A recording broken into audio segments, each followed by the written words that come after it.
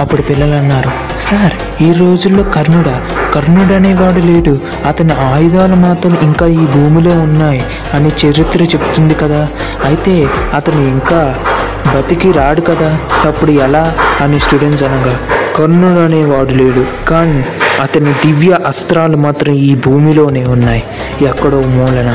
అంటే తన ధనుర్ధారి కూడా మార్గం దొరికింది ఎలా చేరుకోవాలో ఒక చిత్రపటంలో. నేను ఇన్నేళ్ల కష్టంతో ఎంతో కష్టపడి శ్రమించి అతని దివ్య ధనస్సు కోసం కష్టపడి ప్రయాసపడి వెతికాను, దొరికింది చివరికి అతని యొక్క దివ్య ధనస్సు. ఆ దివ్య ధనస్సే మళ్ళీ ఇంకొక అతని కవచ కుండలాలకి మార్గం చూపిస్తుంది. అదే ఎలా సార్ అని స్టూడెంట్స్ అన్నారు.